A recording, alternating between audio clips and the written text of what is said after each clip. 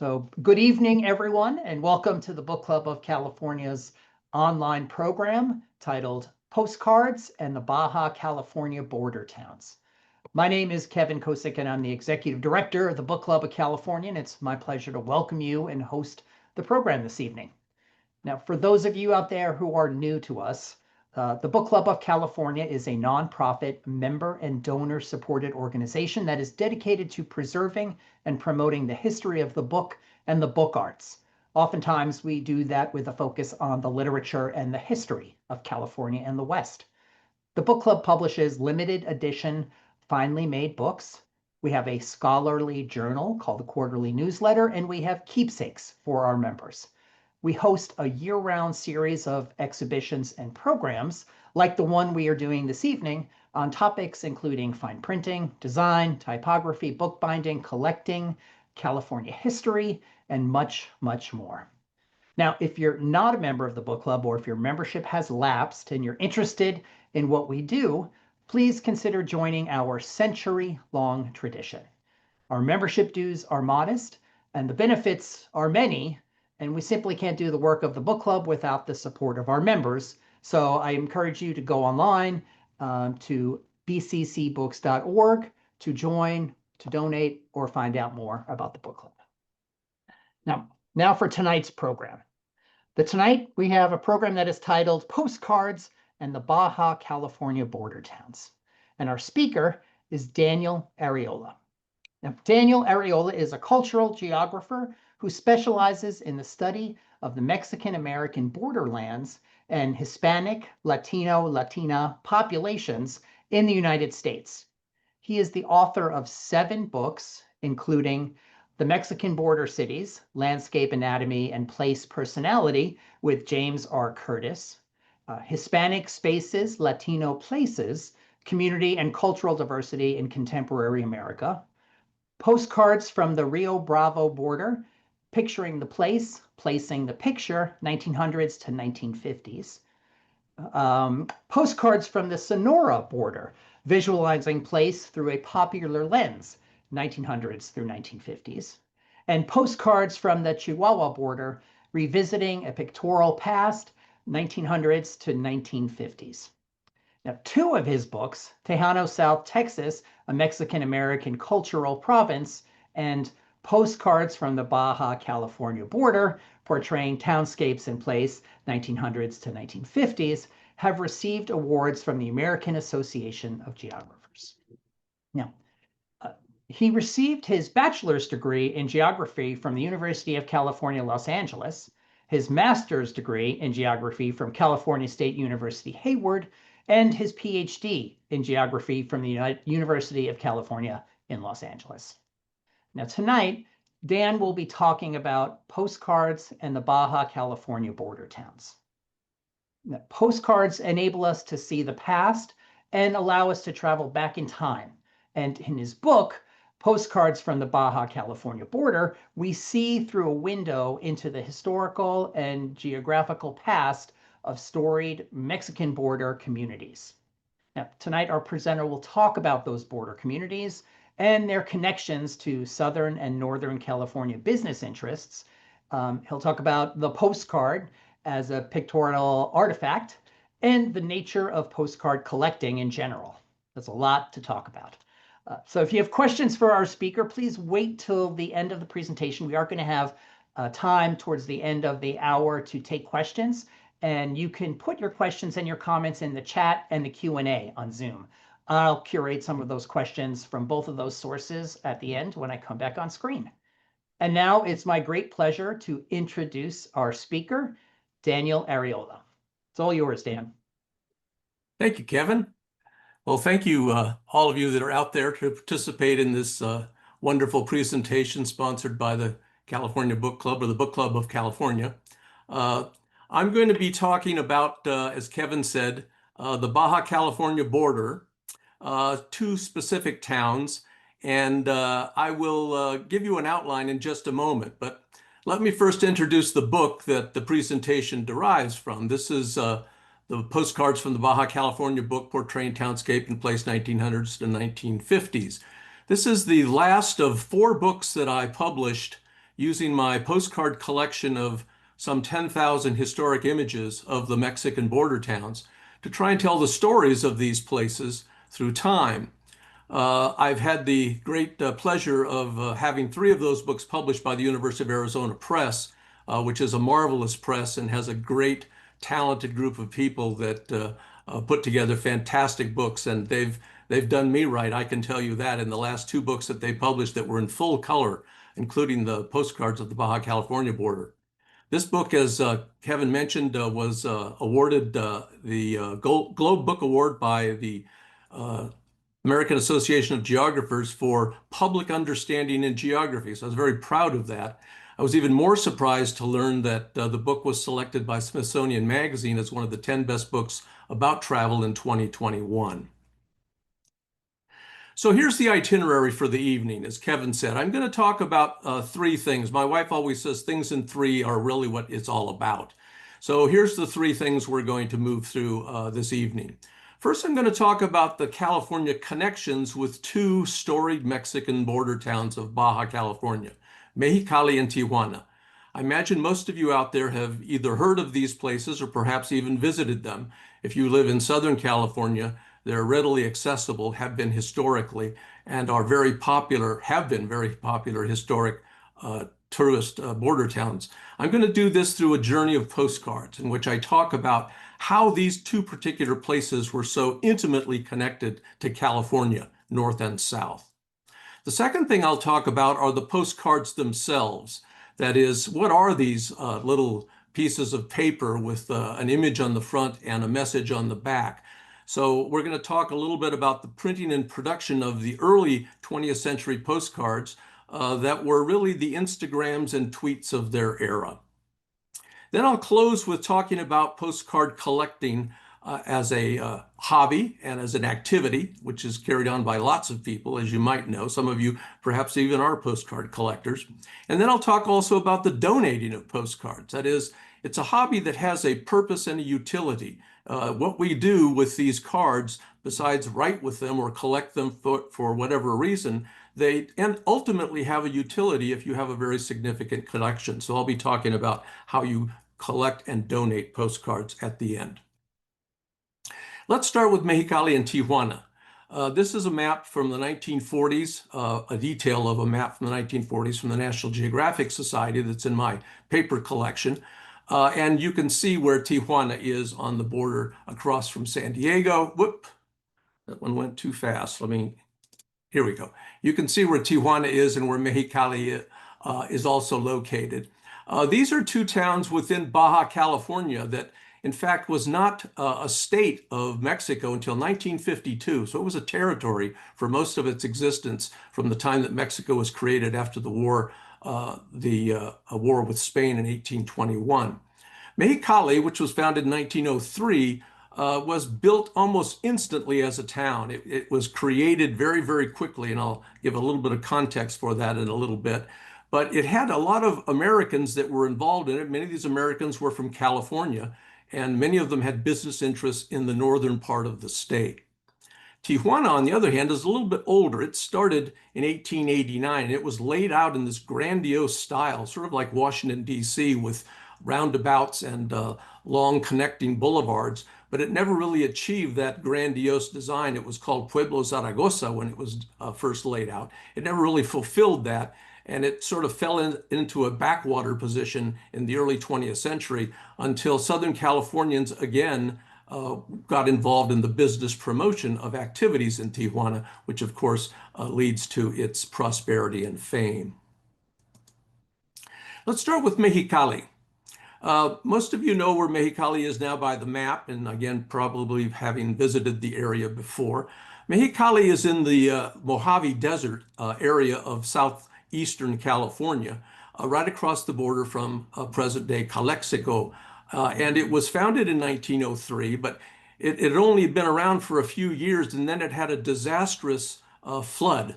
The flood was caused by a breach on the Colorado River, which you can see on the map to the right-hand side. They were using Colorado River water to irrigate, and they had a breach in which the river broke open over a levee and flowed into a series of creeks and drainages that follow on a line all the way around on an arc north and west until it gets to an area called the New River, which flows out of Mexico, that part of Baja, into the Imperial Valley. So it crosses the border. The river flows south to north. So that river, when it broke its banks and came all the way over to Mexicali, caused a huge amount of destruction. On the right-hand side are two postcards from the early 20th century. They're print postcards, and I'll discuss what those are later.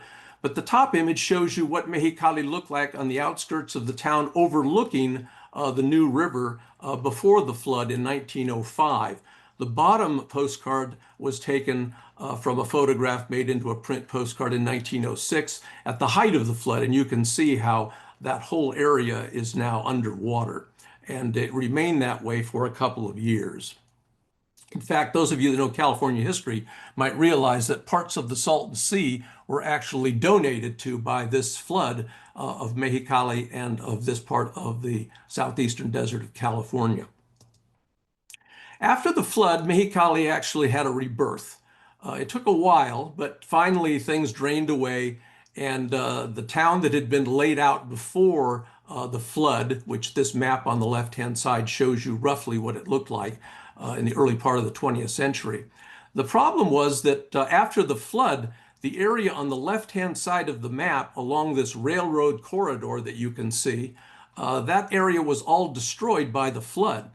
And because the town was laid out by railroad engineers for the Southern Pacific Railroad, they had to redirect the railroad. So that dark line, black line, a little bit above the middle of the map screen, that's where the new railroad had to be positioned, because most everything to the west of it actually was destroyed by the flood. So the town had to reorient itself somewhat, but it did this relatively successfully. And the menu on the right-hand side from the San Diego Cafe shows you something of the celebration of the activities that were going on that brought Mexicali back after this famous flood of 05-06. What Mexicali ended up being was essentially a place for American gambling operators to take home and to invest in and to make money. The first of these big companies in Mexicali was called the ABW Company. It was formed by Marvin Allen, Frank Bayer, and Carl Withington, ABW. These were some business operators, I guess we could call them that, forced out of Bakersfield by the reform movements that were running across California in the early 1910s. You might remember from California history in the 1910s, there were lots of restrictions in California against gambling, whether it was horse racing or casino or card gambling. And these businessmen saw Baja California as a place where they could carry on this activity given these reforms. But it wasn't free. They had to pay the local politico, Esteban Cantu, who was actually the first governor of Baja California Norte. They had to pay him a fee of $8,000 a month for the exclusive rights to gambling and also prostitution. The club that they formed was called the Owl. You can see the front of the club on the right-hand side, real photo postcard, and inside on the left was the Owl, the largest gambling house in the world, or so they claimed in the early 1910s. Well, while gambling and prostitution and these notorious activities that were floating into Baja California because of the reforms in California were one thing, there was another more formal economic activity that was happening in Mexicali, and that was cotton. In fact, the town was laid out, the railroad was all behind this, because cotton was a crop that was being planted both in the Imperial Valley on the US side, but extensively on the Mexican side. And this cotton was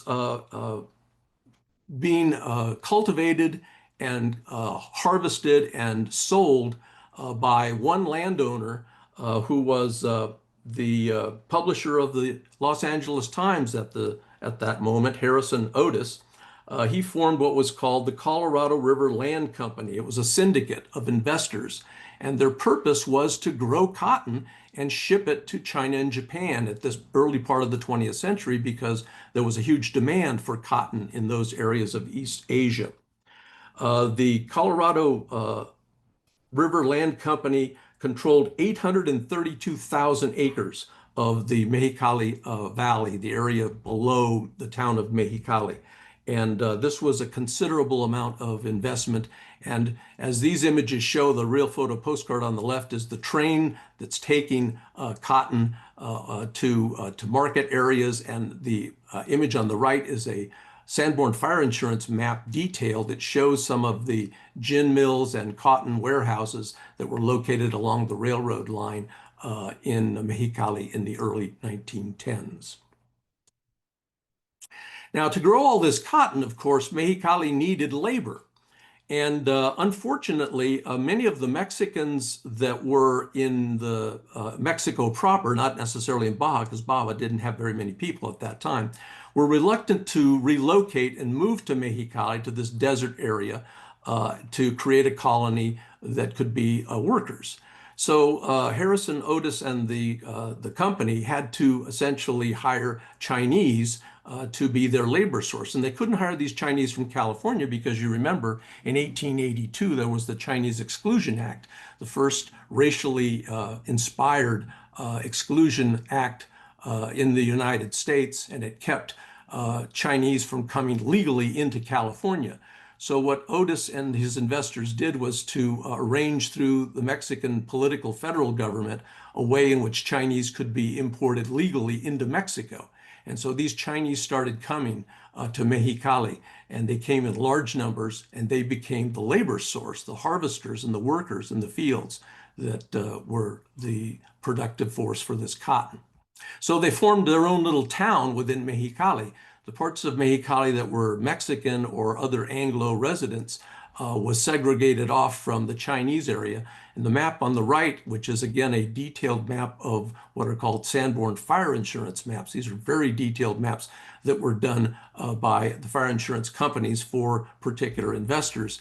And you can see on the top of the map, it says the whole block is occupied entirely by Chinese. So all of these different units that are shown on the map over the area are in fact occupied by Chinese, either residences and or businesses. On these Sanborn maps, because they were maps by an insurance company, they wanted to know the building materials, and hence the yellow is wood. These were buildings that were constructed of wood, and the units and properties that are shown in pink were actually constructed of fire brick. Okay, so that gives us a little bit of context for Mexicali. Let's switch lenses to Tijuana for a moment. As I said earlier, Tijuana is an older town. It started in the late 19th century before Mexicali, but it really was not much of a place. It had emerged out of a series of ranchos, cattle ranch areas, and settlements that were supporting some mining that was going on in Baja. The town was formed, but it really didn't amount to very much. But it did try to capitalize on providing a tourist activity to people coming across the border from California, proper San Diego, most specifically. And the postcard on the left is a print postcard. It's very detailed. It's actually a postcard published in Germany, but it shows tourists departing from Tijuana, another way that it was spelled often at this time, departing from Tijuana, going back to San Diego. And you can see they were on horse-drawn carts. They were on early automobiles. This is the early 1900s to 1910s in Tijuana. The image on the right is a later image, an aerial photo image by the U.S. Army Air Corps that I was able to acquire from the National Archives. And it shows us what Tijuana looked like in the early 1920s. By that time, it was already relatively built up. You can see a bridge across the Tijuana River in the lower left-hand side of the image. That brings passenger vehicles into Tijuana. And the first street beyond, well, actually the second street beyond the bridge is this bridge, the street that became Avenida Revolucion, the famous tourist street of Tijuana. If you have good eyes, you can see a bull ring a few blocks south of that. So this was Tijuana of the early 1920s. The thing that really gave Tijuana a boost, of course, was that it was taking advantage of the California-Panama Exposition, which was across the international boundary in San Diego in 1915.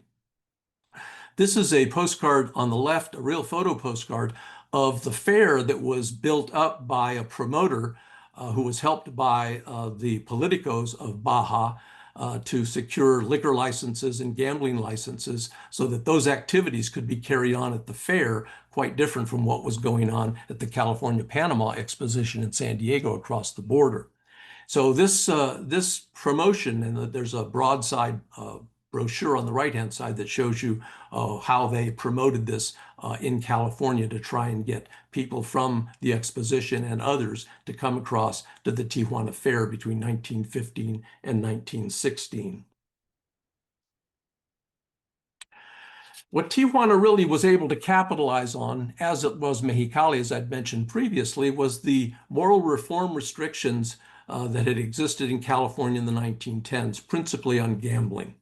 This prompted a flood of opportunity across the line in Tijuana. And there were two things initially that garnered the greatest amount of focus and activity, horse racing and casino gambling. So the image on the left is a print postcard from the Detroit Publishing Company, one of the early fine print publishers of postcards in the United States. And it shows the racetrack at Tijuana in about 1915. This racetrack was famous. It was an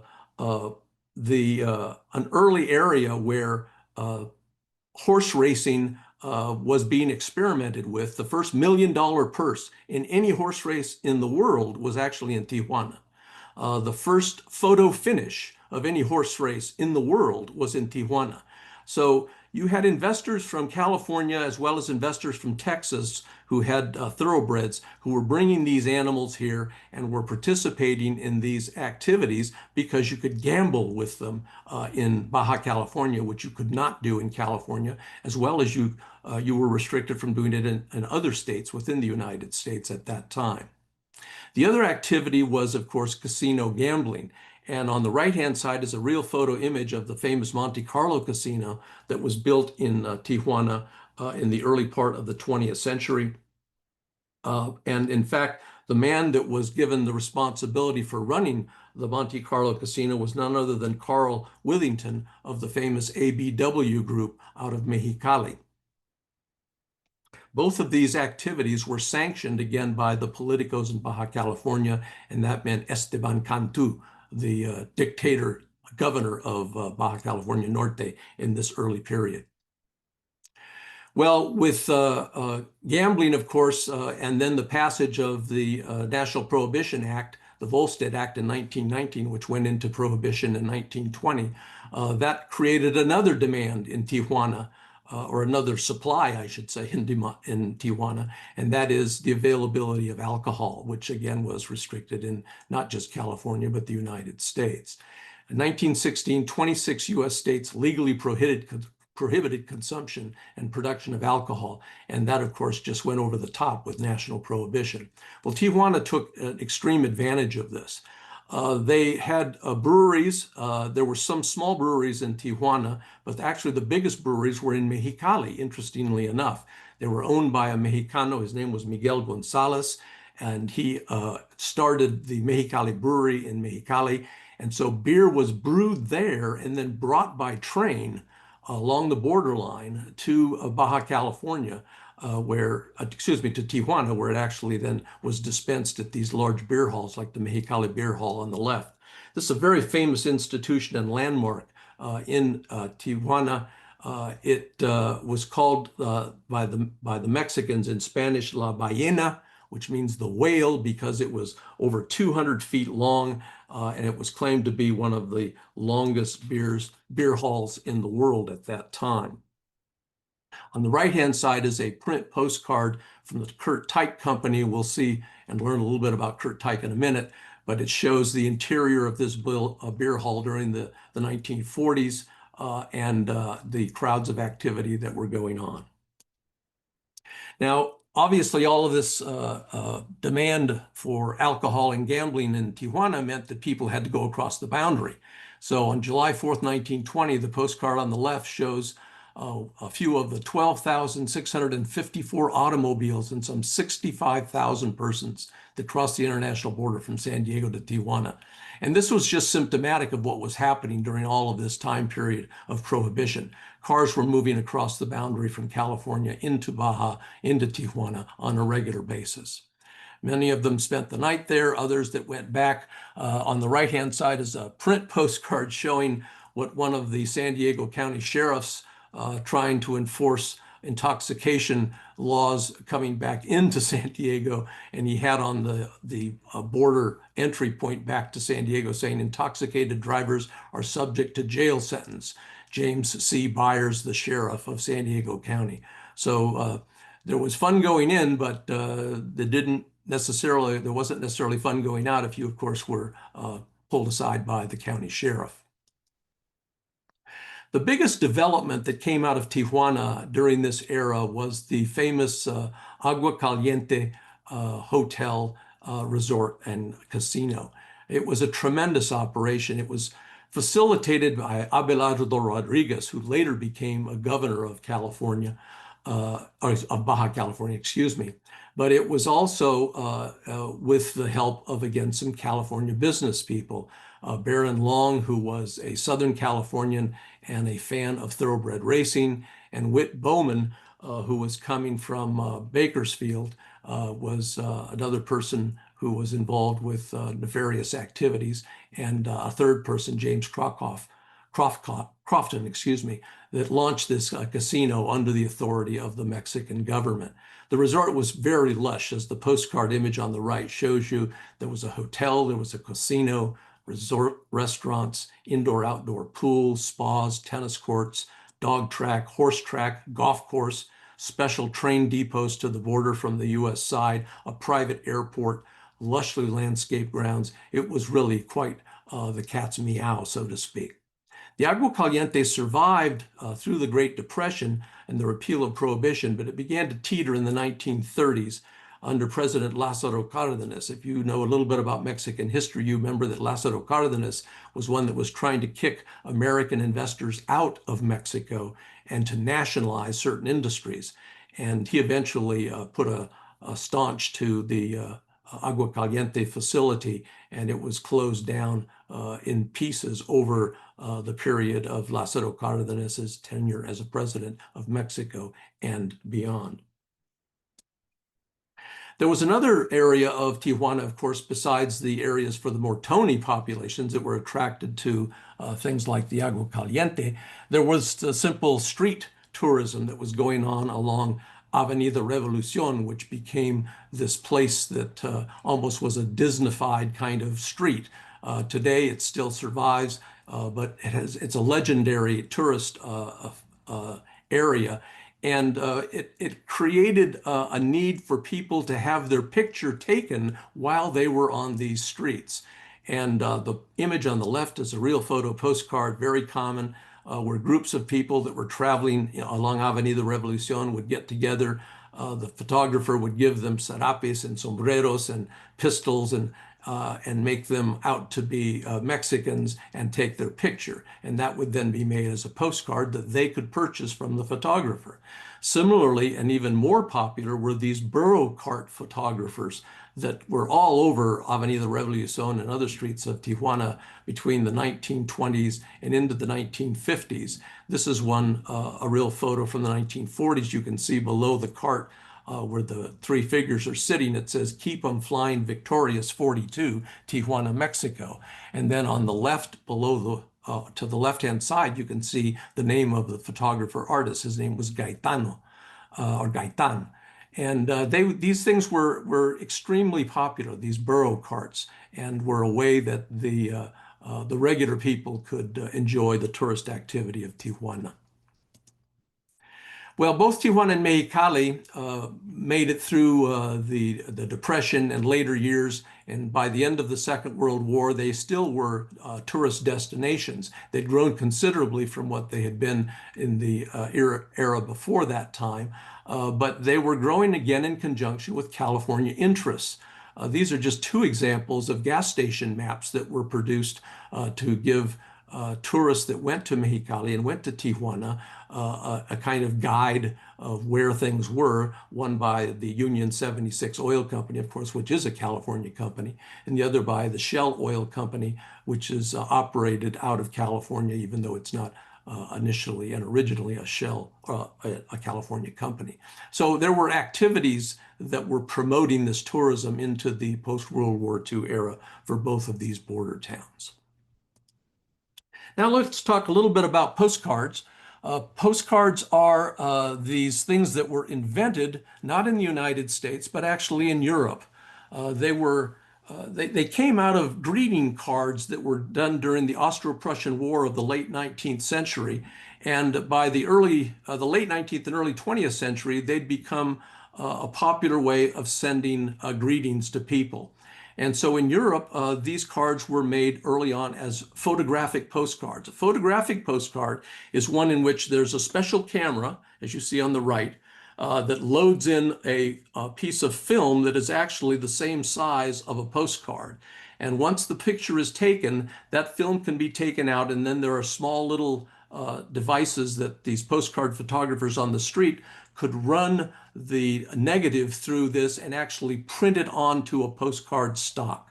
So these real photo postcards that you see framed on the left-hand side, this is from a town in the Czech Republic that my wife and I visited a couple of years ago. One of the studios, the Seidel studio, he was a famous real photo photographer of Europe at that time. These are examples of how he marketed and sold his photographic postcards. And then the little device in the middle, which also comes from the Seidel studio, is just too good to pass up. These are like gumball machines in which you put in a penny, but you actually get a postcard coming out the bottom. I thought that was just fantastic. Now, postcards didn't start in the United States until the late 19th century, and initially they were called private mailing cards. The image in the middle is actually one of these private mailing cards, and it shows you one of the boundary markers at Tijuana from early 1900. And on the back side of the card on the left is you can see it's stamped private mailing card. The US government required the back side of the card to have only the address. You had to put any message on your postcard in the front of the postcard, as you can see from the middle image. And that's exactly how postcard producers, this one from the Detroit Publishing Company, began to make these images. They would put an image on half of the postcard and then leave a space at the bottom so that you could write the message. After 1907 in Europe and 1908 in the United States, this changed to what's called divided back postcards, very similar to what we still have today, where you can put the message on one side of the back of the postcard and the address on the other side of the back of the postcard, and on the front is entirely space for the image. Postcard photography, of course, is something that has been around for as long as there have been cameras and people taking pictures on the street. On the right-hand side was a very famous photographer from Tijuana. His name was Roy Magruder. He used to make these real photographic postcards of people, again, dressed up with sombreros inside of a Model T. And he would say, when you cross the border, I'll take a picture of you. And when you come back, I'll have it ready for you, because he could print it that fast. So it was an enormously fashionable activity. And you can see the back, the little shed that says Fotografía de Tijuana. And then in Spanish, it says that we will make this postcard for you, and we will provide the costumes that you can get dressed up on. And this is R.W. Magruder, the proprietor that was doing this activity. Very profitable business for postcards. Now, some of you might be thinking, well, how do you make a print postcard from a real photo postcard? And on the left-hand side is actually not a postcard. It's called a proof photo. So postcard photographers that would make print postcards or usually made by companies, would start with an image, as you see on the left-hand side, that is actually a photograph. Then they would give it to graphic artists. They'd give the photograph to graphic artists, and that graphic artist would essentially Photoshop it, as that's how we would say it today. They would make the photo into a print postcard, and the reason they made print postcards rather than selling just the photo postcards, of course, is that you could attach color to the print postcard. Color photography at this time was almost it was unheard of in the 1910s. It didn't really come about until the late 20s and early 30s. So this print idea was a way to actually make the postcards interesting by adding color. But if you inspect these two images, you can see how the graphic artists added and eliminated things. On the print postcard, they took away some of the light standards. They generalized some of the roof lines. They added people to the scene. All of these things can be done. Of course, it is simply an early form of photoshopping to make the print postcard from the photographic postcard. These print postcards were enormously popular, and again, they were largely being generated by California companies, both in the North and the South. This is the backside of two divided back postcards from the early 1900s, one by the Cash Hour Company in Los Angeles, and the other one by the Reader Company, also in Los Angeles. And you can see how these postcard companies, they would put their names on the side of the back part of the postcard. And some of these printers, of course, had these very attractive colophons that they would at times also stamp onto the back of the postcard to promote their own company. So this is the way print postcarding started in Baja California. And it was not just Mexican photographers and photographers from other areas of the United States, but a lot of them were actually company producers from California. This is a table, and I apologize for the crudeness of it, that comes out of one of the tables in the Baja book. And all of the yellow areas are highlighted for postcard print producers who were either in San Francisco, Los Angeles, or San Diego. And there were 16 of them, of all of these print postcard companies, that I identified and was able to document for Tijuana, Mexicali, and Tecate, the Baja border towns. So these companies were really a very important printing activity and a way to make money that, again, connects the Baja border towns to California. Now, the Kurt Teich Company was probably one of the more famous of the print postcard companies. It certainly became the largest print postcard producer in the country. Kurt Teich was a German immigrant that went to Chicago in the early part of the 20th century. He began to produce print materials and got into the postcarding business very early on. By the 1930s and into the 40s and 50s, Kurt Teich became famous for what were called linen postcards. He wasn't the only producer of linen postcards, but he was the finest producer of them. The image on the right-hand side that shows the spa at the Agua Caliente Hotel is an example of one of these linen postcards.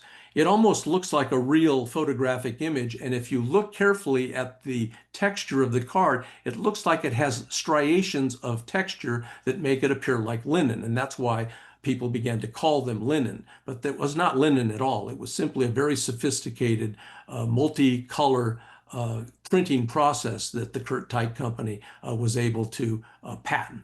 And they became the best producers of these print postcards in the country, if not in the world. And what you're seeing on the left-hand side then is how these companies that sold the postcards would order them from the postcard producer. The postcard producer was Kurt Teich. The companies that bought them were actually companies listed on the top here by order. So the top is written in ink, Western Publishing and Novelty Company. That was one of the companies identified on the table that I showed you previously. So they have ordered all of these postcards.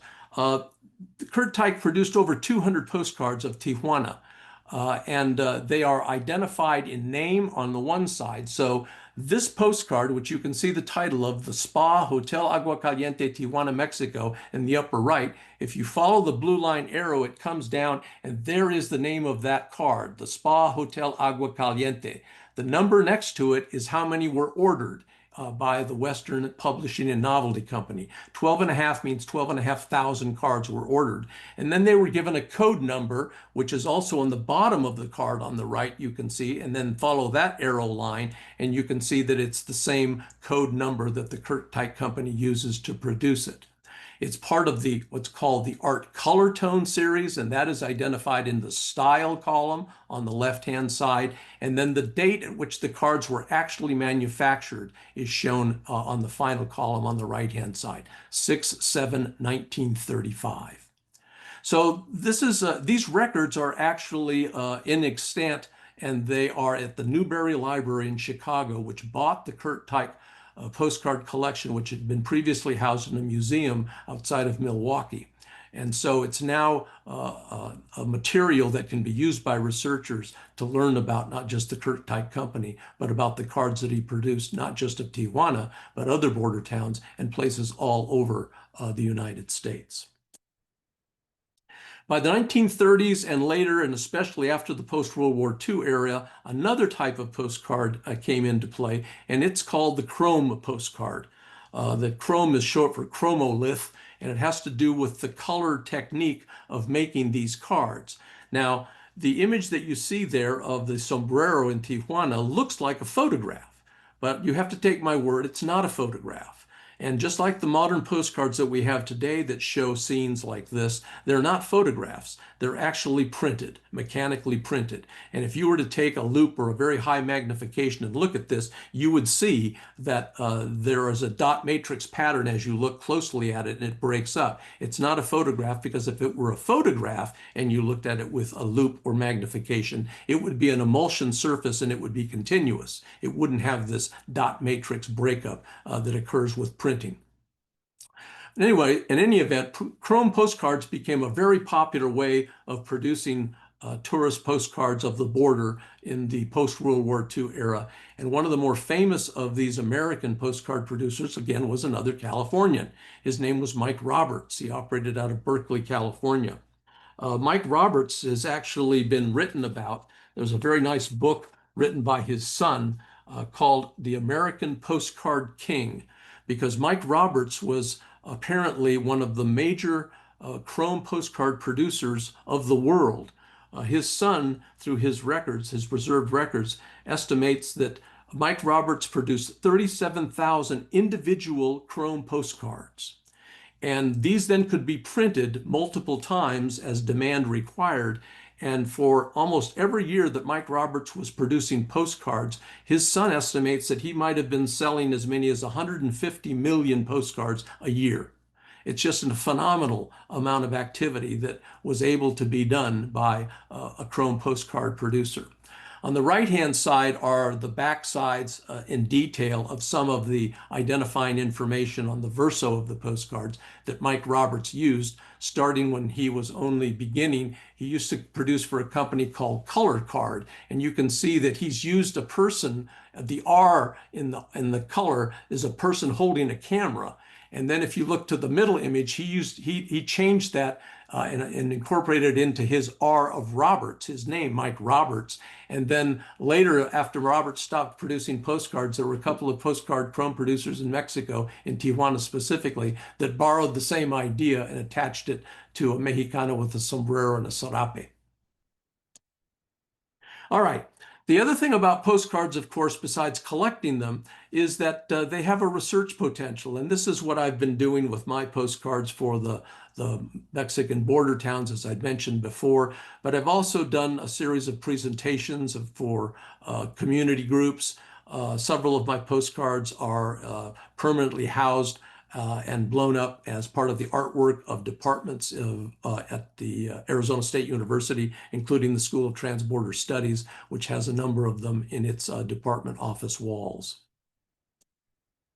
Okay, well, how do you get postcards? You have to go get them. Obviously, you can get them online now with eBay, the largest marketplace for postcard as well as other kinds of ephemera. But the fun of getting postcards is actually going to shows. There are hundreds and hundreds of postcard shows put on every year by organizers and promoters to get dealers together. The dealers pay a fee to enter these postcard shows. And then there's a small fee to come into the show, and then you buy postcards that you want as you visit individual dealers with their tables and boxes full of cards. I used to go to, when I was at the height of collecting for the Mexican border town, I used to go to as many as 30 or 40 postcard shows a year, all across the country, East Coast, West Coast, South, Southwest, North, Pacific Northwest, California, Arizona, everywhere. Everybody knew me after a while as the Mexican border town postcard man because they knew what I wanted. And some people would then buy cards for me from other dealers at other shows that I couldn't attend. And it was a great activity. On the left-hand side is the way that these postcard dealers often promote. They put together these cards. This one happens to be what's called a large letter card promoting the Greater Phoenix Show in 2023.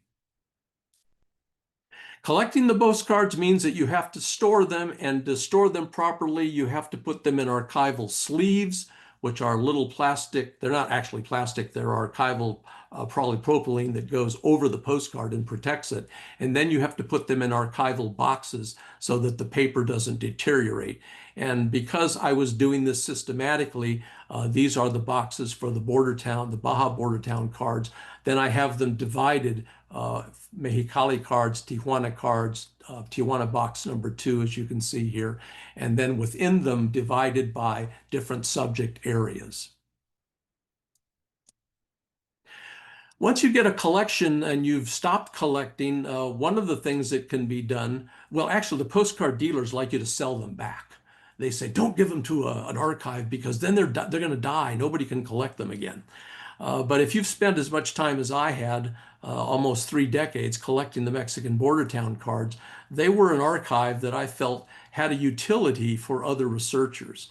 So I've been donating my cards to the Whitliff Latin American Photographic Collection at Texas State University at San Marcos, one of the biggest Latin American photographic archives in the United States. But postcard donation is something that a lot of serious collectors have been doing. On the bottom image here, you see the Postcard Age, one of a series of books of the postcards of Leonard A. Lauder. That's right, Lauder of Lauder Cosmetics. Lauder donated I think all of his art cards to the Boston Museum of Fine Arts, and then several books were done of his cards. You can see the types of cards that on the book jacket at the lower part of the image here. Then a friend of mine, the late John Miller Morris, who was also a geographer who grew up in Texas, had an incredible photographic postcard collection of towns in the Texas Panhandle. And he donated those to the Golier Library at SMU. They're now housed there and archived, and a website exists so that if you want to research the John Miller Morris collection of Texas real photo postcards, you can do some of this online, or you can visit the Golier at SMU in Dallas and look at the cards personally. Of course, I got this passion for collecting postcards. I infected my wife with this activity, and she then became a postcard collector. Susan Arreola is a PhD in geography. She got her PhD at Arizona State University, where I met her. When she graduated with her PhD in urban geography, she became a planner for the city of Phoenix. So one of the things that she did was to specialize in collecting Phoenix postcards. And her postcard collection was so valuable that when she donated it to the Burton Barr Special Collections Library of the Phoenix Public Library, they were so excited about getting it that they got a grant and created a website for Susan's cards called the Arizona Memory Project, Susan Arreola Postcards. So you can go online, research different cards of different parts of Phoenix under topics and headings, or you can go to the the Burton Barr Public Library in Phoenix and see the cards live. Thank you very much for your time and attention. I'm happy to answer questions. You went to that slide real fast. You wrapped it up super quick. That's cool. We do have time for some questions though. We have about 10 minutes or so, and there's I'm going to stop your share so people can see our faces a little better. Okay. Now you're up close and personal with everybody and with me. There's some great comments in the chat. The one is from Liz, and I had a kind of a similar question, which was about you buy postcards and you need a stamp, right? So to mail them. And the question is like, how was that facilitated? Were stamps easily accessible? Could you get them at the places that are selling the postcards or at the hotels? Like, how did that work? Yes. Well, early on, when during the real postcard craze of the first, I'd say, 2 decades of the 20th century, uh, the postcards were called penny postcards. Mm, That was because it only cost a penny to mail them, and so a 1 cent stamp could send a postcard. Now, over time, of course, that postage became more expensive: 2 cents, 4 cents, 7 cents. Well, we know what it is today. They're actually postcard stamps. If you want to send postcards, you can buy special stamps that are less expensive than first-class stamps from the U.S. Postal Service to send postcards. So it's always been tied up with the postal activity because, of course, it is a postal commodity. And so postage stamps are something that are easily accessible and have always been easily accessible. When people used to buy these cards historically in the past, the people that sold them the cards would often sell them the stamps, just as they do today in tourist areas in Europe and around the world. They'll sell you the postcard stamps if you want to mail them from the location that you're buying the postcard. That usually takes a long time, though. I've found that if you send a postcard from some part of Europe, and use a stamp from a particular country, it might get here in 2 weeks, it might get here in 6. So oftentimes mhm. what I do is I buy the postcards that I want to send to friends, I bring them back, and then I send them in US mail, and they're sure to get them a lot faster. That's great. There's a question about are some postcards more archival than others? No, not necessarily. It all depends on what you collect. The archival quality has to do, let me back up.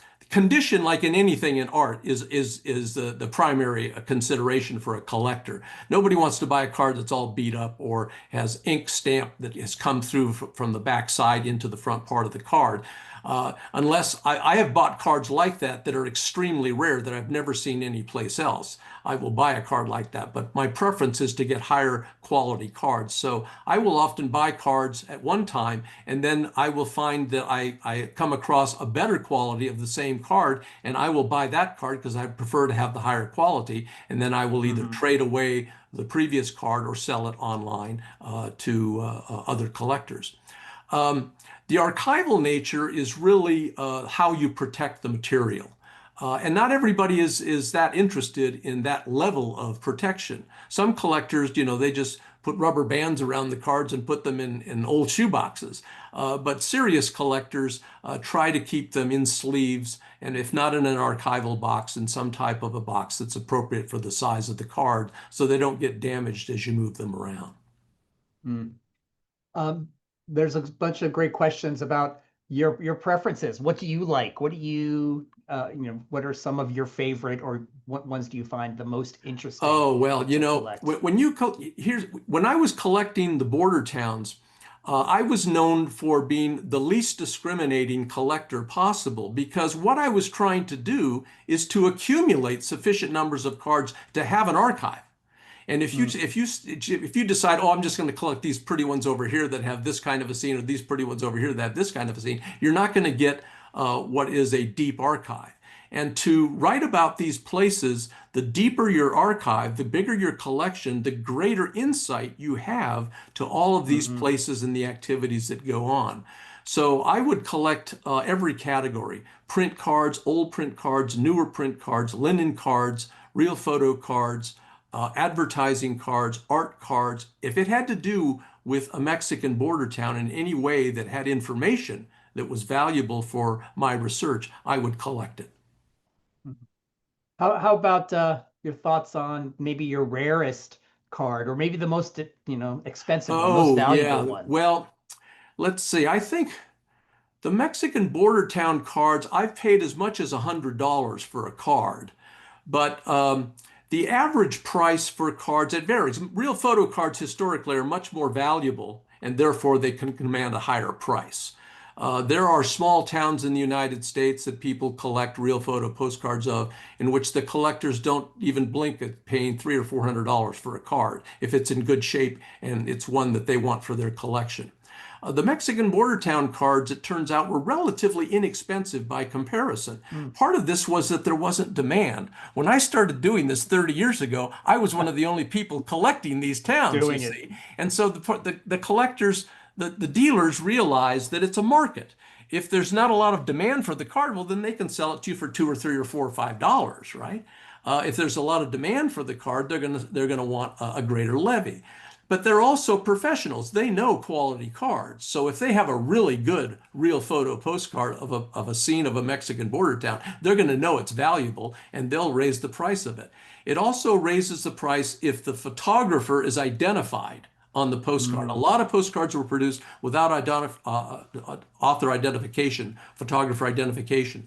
So those can be interesting and valuable, but if it's a known photographer that there's a history of that person producing photo postcards, that makes them even more valuable. So I collected everything, and I had some incredible cards. I had one card that is in this collection that went off last year to the Whitliff, that has, it was taken during an eclipse of the main street of Tijuana, Avenida Revolucion, in the 1930s, I think it was. It was an amazing card. Maybe it was the late 20s. I can't remember the exact date. But the photographer has his name on it. He has the date at which it was taken, the time, and it's this sort of night scene taken in the day of an eclipse along Avenida Revolucion in Tijuana. And I've never seen another card like that. So Are there any cards unusual cards. Are there any cards you're holding back and keeping for yourself and not Well, donating? I've donated all of the cards for these areas of the books. The cards from the Rio Bravo, the Texas border, the cards from the Sonoran border in Arizona, the cards from the Chihuahua border, and now the cards from the Baja border. What I've held back are some of the real photo photographer cards. And the reason is that a colleague of mine, one of my former students who I also infected with the habit of collecting postcards, and he's now a major collector of Mexican postcards, not just Mexican border cards. We've talked about doing a book on real photo Mexican border town postcard photographers. And so I'm holding those back until we get some footing on that. And then ultimately those will go to the Whitliff as well.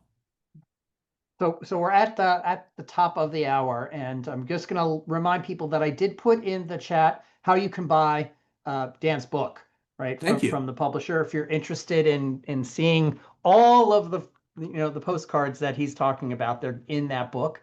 So you can find the link in the chat. Just scroll up a little bit. And the last thing I thought I would ask about, and a couple people have alluded to it. You even said it. We're using our phones now, right? Yes. Taking pictures of things. We're using Instagram. That's right. And like, what is the future of the postcard industry and collecting? I don't think it's very healthy because obviously postcards began to be eroded into as a popular activity once Kodak made little brownie cameras and people began to take their own pictures. And of course, those became more sophisticated over time.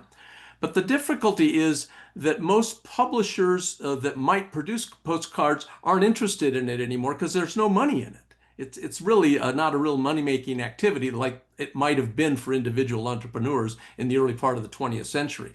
And because everybody uses a phone now, there's a whole different kind of imagery that's accumulated. So postcards, I think, you can still buy postcards. There's still companies that make them in the United States. And actually in Europe, where there's a long tradition of making postcards, the quality of postcards is still quite high. You can still get very interesting and fun postcards in Europe. In the United States, it's very hard to get them anymore. So you have to get these historic cards, which of course have their own interest. Well, we're not going to get to all the questions, but I am going to send you, as I said, all the chat and the Q&A. So if there's something you want to answer, you can get back to me. Oh, great. I'd be happy to do that. I'd be happy to do that. And I apologize if I took too long and didn't allow people enough Q&A. No, it's great. Because I also wanted to give you a chance to talk about what you're working on next. Right now, I'm in the throes of completing a book on the Mexican restaurant in America. I've been collecting materials, postcards, menus, covers and other forms of ephemera for Mexican restaurants for about 20 years. I taught a class at ASU on Hispanic Latino Americans. And in that class, I would have students go visit restaurants in the Phoenix area and learn about the restaurant and bring interview material back and then present what they learned. So I've been doing this myself all across the country for decades now. So I'm almost done with this book on the Mexican restaurant in America. That's my next project. You might have to come back and talk about the California angle with us. Well, the California angle is huge because between I Los know, yeah. Angeles and the San Francisco Bay Area, you had a tremendous amount of Mexican restaurant activity, as you well know. Yeah. Well, Dan, thanks so much for being with us this evening and talking about your collection and the border towns and postcards, the history of postcards, the manufacturing of postcards. I I have so many notes here that I'm gonna follow up with you on questions. You even gave me like a preview of this presentation, and I still have so many questions and Well, I'm want to happy talk. to answer them. Thank you, Kevin, for inviting me to present, and thank you all in the audience for taking the time to participate. Exactly. Thanks everyone for joining us and for attending this Book Club of California program. I hope you will join us for another program in the near future. You can register for all of our events online at bccbooks.org/programs, or you can use the link in the emails that you're probably getting from the Book Club of California. Check us out. We've got a lot of great programs coming up. Again, thanks again for joining us. Everyone have a wonderful evening, and we hope to see you soon.